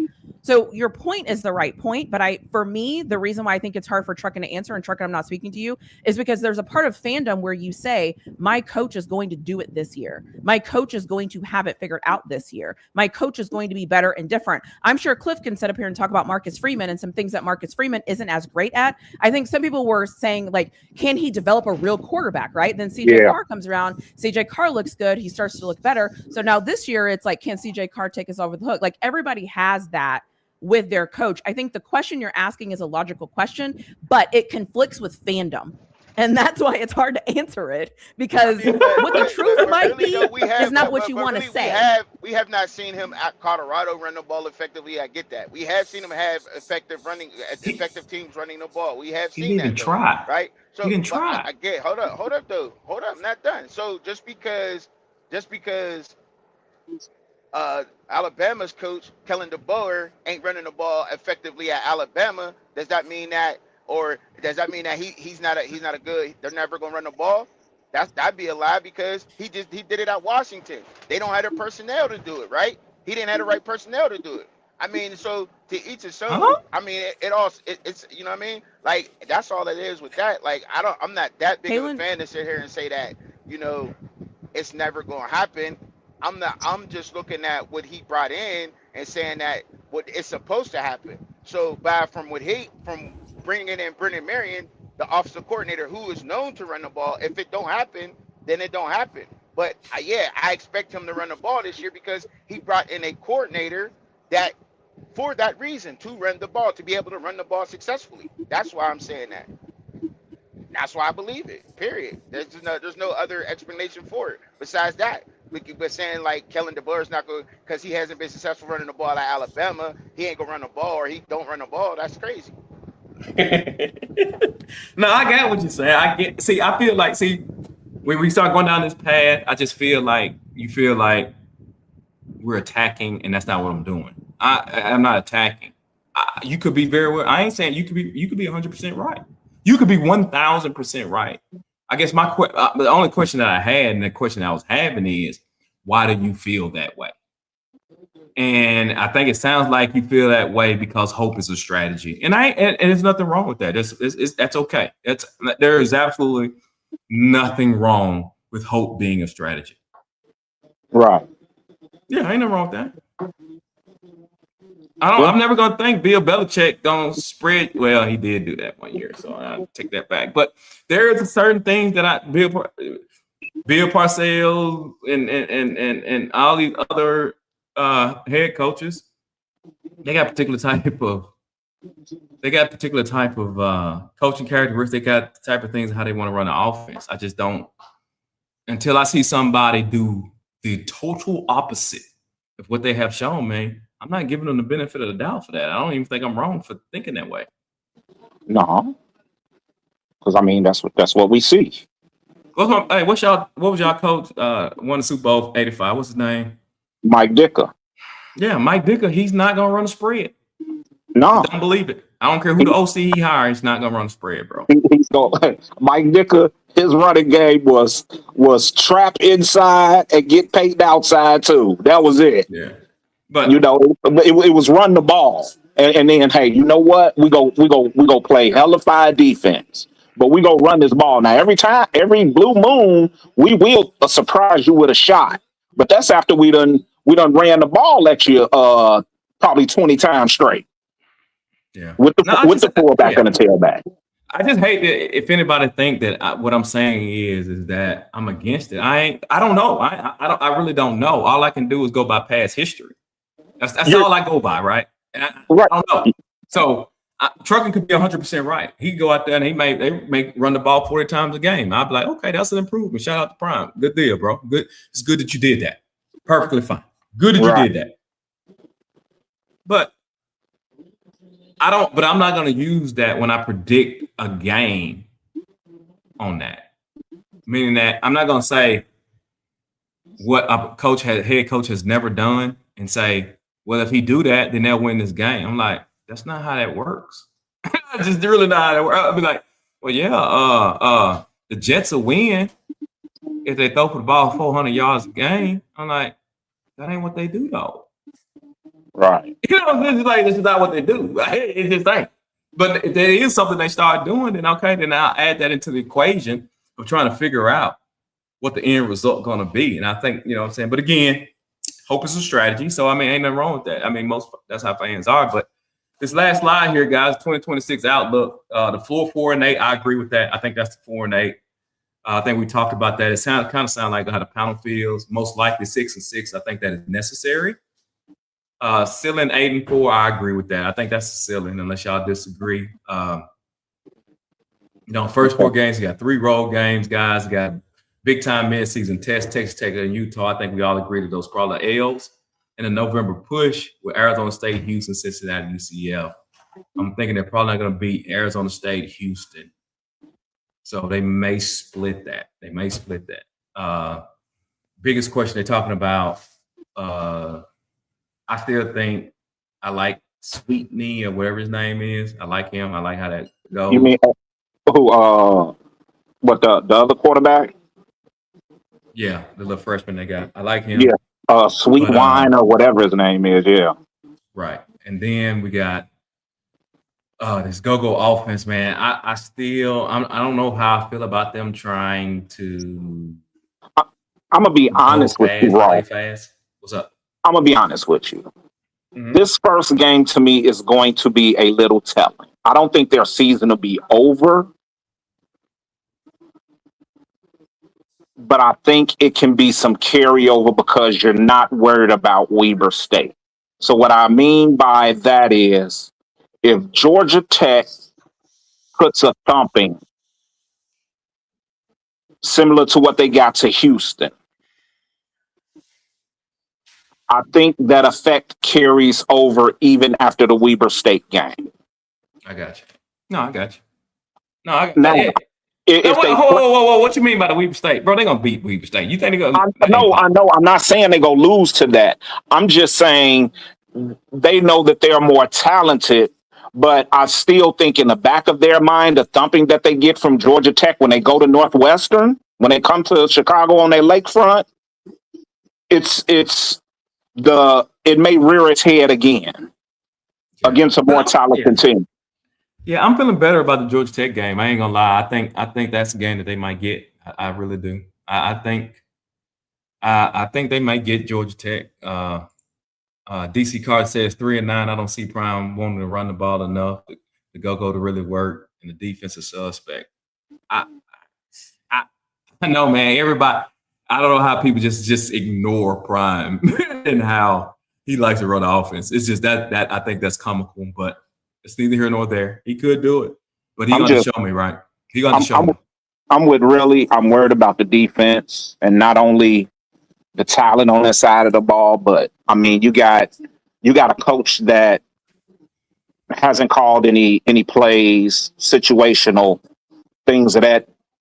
I don't even, like you said. You said he was bagging groceries. You told me he was bagging groceries. Yeah, hey, he wasn't coaching last year, so that's regardless. A year off, you still, you got to get back into the flow of things, especially in the game and being in situational football and things of that nature. So we'll see. That, like I said, the first game to me is going to be telling. I mean, even if they lose, if it's close, I think they still it's still a confidence booster. But if they get blown out, I think some of that confidence leaves for good, even after the first game. And I was listening to a guy that covered Colorado, right, on the daily. I'm listening to him talk to Brian Howe about had a wreck. I'm driving that way. I'm riding down the road, and I hear a dude say, he's like, man, by the end, I just want the season to end on an uptick. You know what I'm saying? If they win, 4 or 5 games, I'm like, oh, you don't think they're gonna be good? Yeah. Oh, I think y'all know who the dude is. He be with Brian Howe all the time. They don't even fucking think they're gonna be good. Yeah, so it's another white guy that I saw yesterday. The people who actually cover and interview the dude every day. Yeah. Think he'll be. I'm like, what? Yeah, he's been covering Colorado, I think, for almost 20 years, and he said, basically the same thing, but he talked more about what I put in the what's the name about, the subpoena thing around the team and what happened, that stuff. But yeah, he said as far as the team goes, he doesn't see it. Yeah, he's saying, and he's basically saying the same thing. I hope they can finish the season on a high note.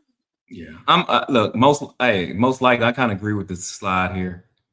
Full 4-8, most likely 6-6. I think they need 6-6.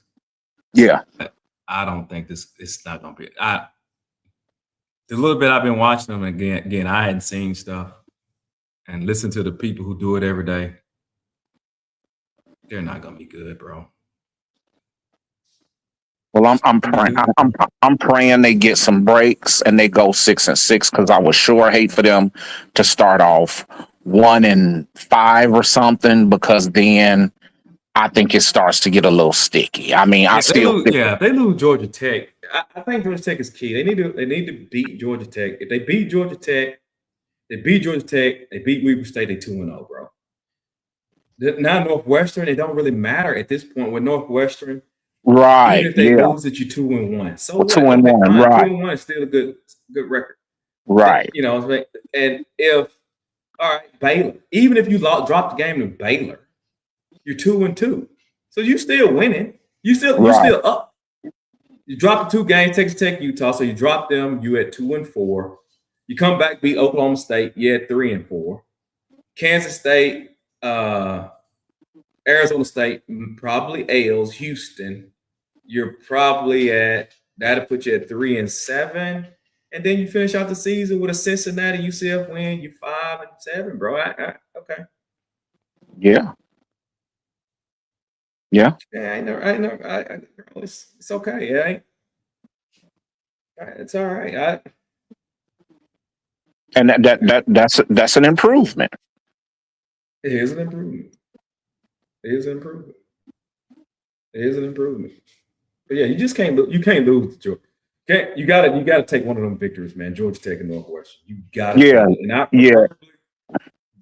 For Prime, I would prefer them to win a Georgia Tech game. So, yeah. Yeah, out of those first 3, you got to be 2-1 at the least. You got to be 2-1. Yeah. Through Utah. Yeah, going through Utah, bro. 3-3 should turn backflips. If through Utah they're 3-3, backflips, bro. Oh yeah, yeah. You doing something, bro? Yeah, 3-3, bro. You 3-3. Yeah, that's something to clap up. Clap that up. Yeah, 3-3. Yeah, 3-3. Yeah. Oh yeah. You good, bro. You good 3-3 through Utah. For sure. Well, we'll know in what is it? 1 week now? Well, 2 weeks still. 2 Yeah, we got weeks. 2 weeks, man. Then we'll be back at it. And next Thursday we'll be doing Colorado again. I'm sure there'll be some more things to talk about. If I saw in the Discord you're talking about the subpoena thing, bro. I don't know anything about that. That ain't football. Yeah, I mean, I only thing I had just asked a question. I just wanted to know because with some teams, either pro or college, how the outside thing can affect, and that's all. I just wanted people's opinion on if No, they I thought you were thought talking about the it might subpoena. affect. I thought you were talking about the subpoena.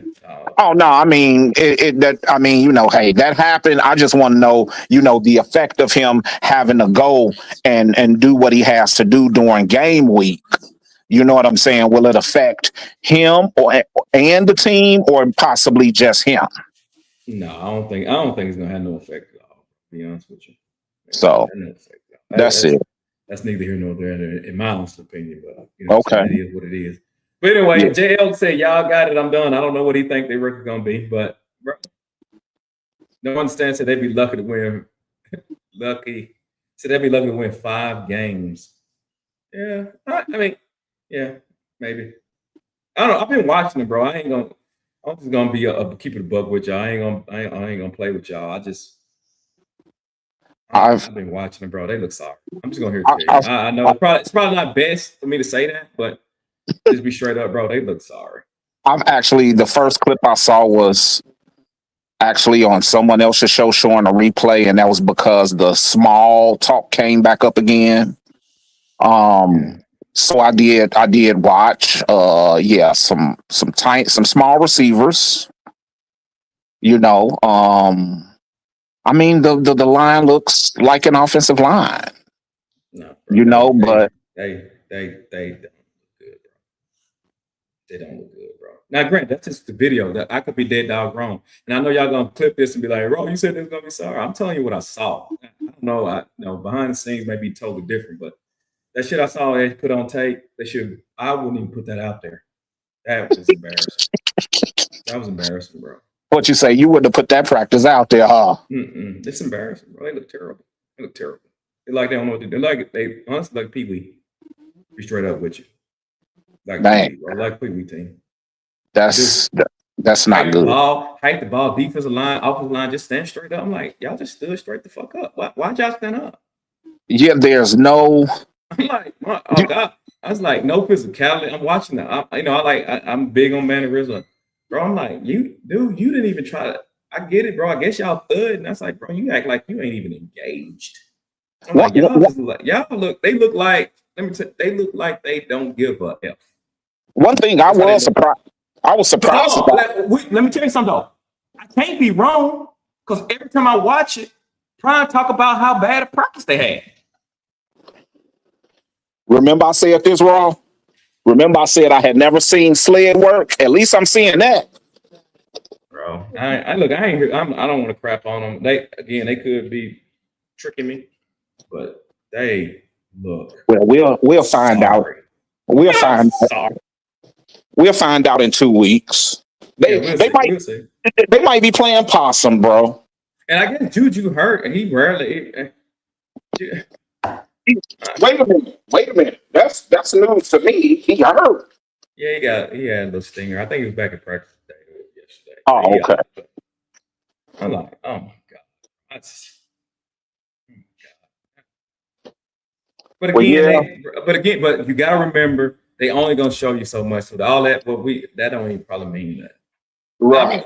So I'm watching my man, and I like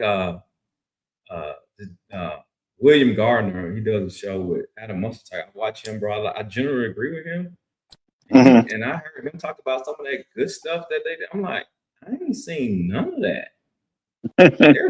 I'm like, oh my God. Oh. Hey, we gotta. I'll put it to you like this. To my opinion, it's criminal to look that bad. Somebody should go to jail. So,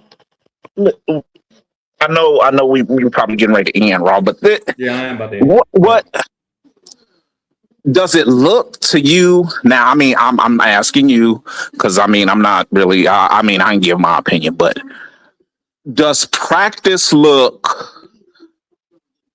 like a D1 practice to you? No, And it I look know you. like Pee Wee. And whoa. They literally okay. Y'all see them commercials sometime they had a little kid, they get the ball to the kid, and he run around, and all the little kids just bouncing into each other. And Yeah, then, little kid may run the ball to the end zone, but it's like they kind of like pinball machine, they kind of just bouncing each other. right. Little kid about 4 or 5 years old. A man said, "Hey, come out, bro. I'm telling you what I saw." Okay, this is what kills me right here. Lamont. Prime said the same thing I'm saying. Go back and watch the shows. Go back and talk about practice and effort. And you do me a favor and tell me if he's saying anything different than what I'm talking about. He said it himself. He said this. This.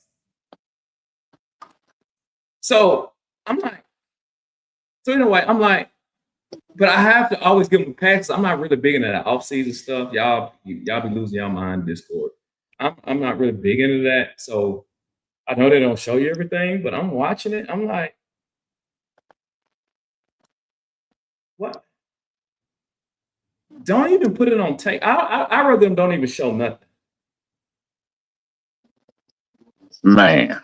No, I agree, Lamont. God damn, Lamont, for the 5th time. I said, I'm assuming that they're not showing everything, right? I just said that. I'm just telling you the little bit they show and the word that came out of Prime mouth, which co-signs what I'm talking about. It's just like they just bump into each other, like boom, boom, boom. I'm like, I got something to tell you too, Rob. Let me tell you what the problem is. This is the problem I got with it. It ain't tight. It ain't snappy. Boom, boom, boom, boom. I know, boom, boom, boom. Right. Boom, boom. Yeah. It has no snap to it, bro. That's the problem I got with it. It has zero snap. I'm like, no serious pop to it. Yeah, they don't move. It's not a unit, bro. It's like they going through the motions. Yeah, kind of like them going through the motion. It does. I want to tell you, preaching, these coaches, all this preaching, I get it, right? That's a CU thing. They trying to motivate. I'm like, bro, all that preaching should be. You shouldn't have to motivate them like that every day. You know what? The dude that worked for the media, I done heard a couple of people in Colorado talking about it's time to stop that. It's been too long. All that keep talking, and then everybody got their feeling about the strength coach, the woman coming up talking. But see that, don't do that, Cliff. I'm not. That's hating, Cliff. No. What I said was I don't have a problem with it. I'm saying what other people have referred to, but I'm just talking about in general. They saying that the what you were talking about, the speeches constantly, like the motivation every day. I think they're doing it for the camera, though. I got to be for the camera, bro. I'm like, bro, if you got to preach that much to your team to get them motivated just to go block somebody. Listen, I've watched, and I know it's a different level. I've watched Notre Dame practices. I've watched USC practices. I've even watched some of BYU's. I've watched Texas Tech. They don't do that. Every day is not that. It's let's go to work and that's it.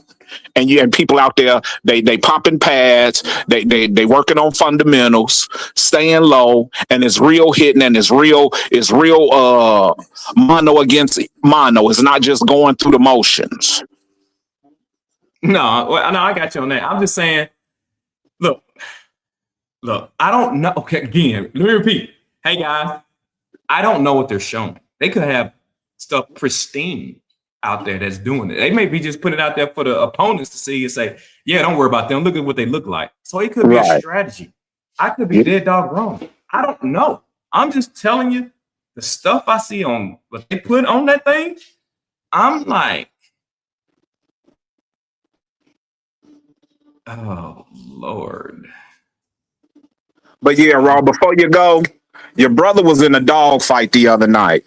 Who's that? Me. With who? I was on Coach Hayes' show with a whole bunch of Hurricanes, bro. Oh Lord. Okay, what they say?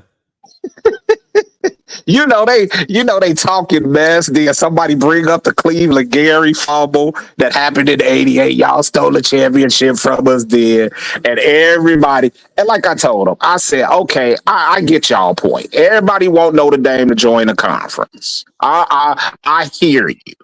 You know what I'm saying? Let me help you out with your Notre Dame deal. I mean, with your Miami deal. Hey, I'm sure Coach A still live. If you listening, Coach, I'm going my inner Paul Feinbaum. Miami fan, Indiana fans, y'all need to be quiet, bro. I just appreciated the fact that you got there, bro. Y'all talking like y'all deserve. Oh my God, y'all act like y'all been there for. Oh my God, it just.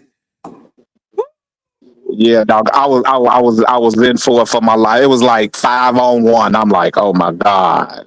I'm like, bro, look here, bro. They like, hey, look here, bro. Hey, listen, man. That's why you can't give success to anybody, bro. You let them get success one time, then next thing they think they you. Man. I don't even know why you arguing. I mean, and again, I got my issues with Notre Dame, but if I'm a Notre Dame fan, I'm like, bro, if I'm a Notre Dame fan, talking to a Miami fan, it's like, bro, you ain't me. That's like, why am I talking to you? That's like, you ain't me. Like, you are not me. Man.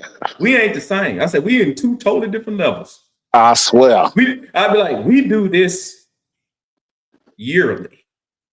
Bro, y'all just showed up. Man. To the party.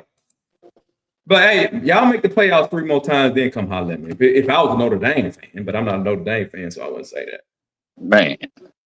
Like, bro.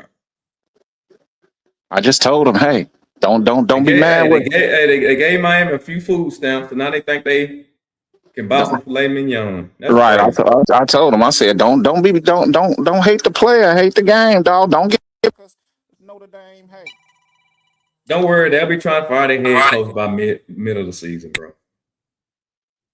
So it'll be what it is. Anyway, crystal ball. Yeah, they'll be ready to fire him out in the middle. For sure. Yeah, that's what they do. For sure, bro. I'm getting ready to watch the second half of this game. Yeah, I got to get to it. All right, fellas, I appreciate y'all. Peace.